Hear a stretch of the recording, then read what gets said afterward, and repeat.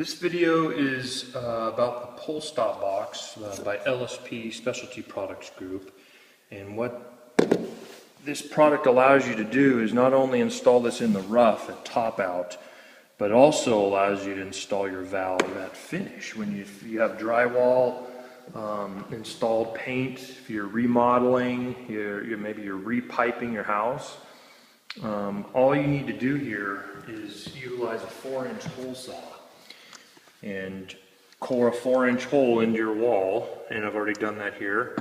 Remove the drywall. So the nice thing about this is there's no repainting, there's no drywall repair or anything.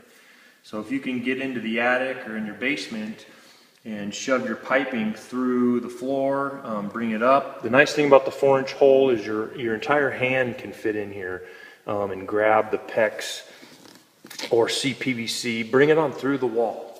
And the barb on the pull stop allows you to crimp right to the valve. The valve's already installed.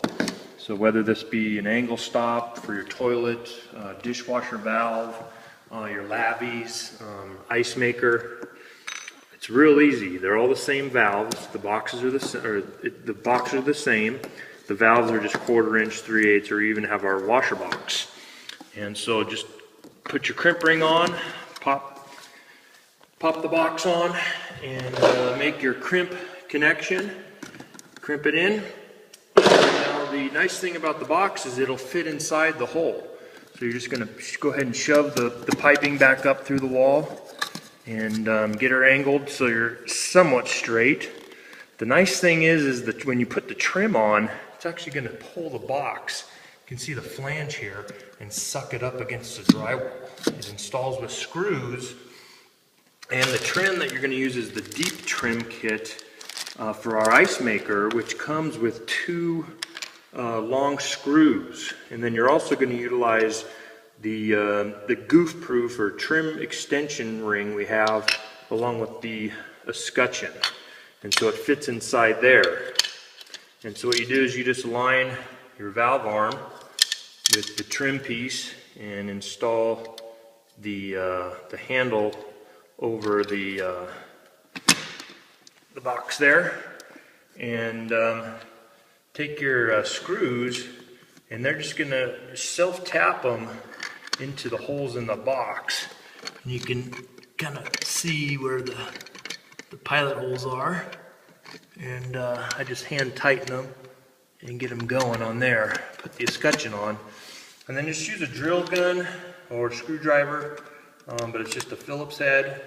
And just make sure that valve arm doesn't, it stays in the box, in that square hole there. It's just nice and easy install, but the more you put these screws in, the more it's going to start sucking the box up against the drywall and straightening it out. And then you're also going to be able to adjust for the straightness of it as well. So I kind of got it started, got my handle, and you can also put your handle on there so it the screw aligns itself.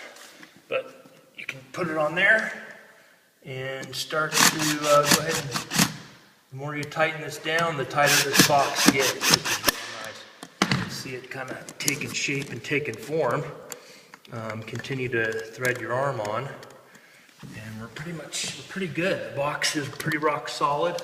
We'll just go ahead and tighten her up a little bit more here. And you can see this box start to suck up. You can see that, but the valve starts straightening out, and the box will actually start moving and pull itself up against the drywall. Now we'll go ahead and continue to thread our arm on to about where it's square on there. Straighten it out, and when you turn this valve on, it'll be able to give you the full 1/4 turn on. So as you can see, this box is rock solid in the wall here. It's not moving, it's not going anywhere. It's sucked up against the drywall. I actually did this with one hand. My other hand is holding the video camera. And so you turn that valve, pull that knob to turn it off, and push this to turn it on. And that's the pull stop box Retrofit Remodel. There's no painting involved. It was just a 4-inch hole that we cut into the wall. It looks clean. It's affordable. Pullstopbox.com. Check us out.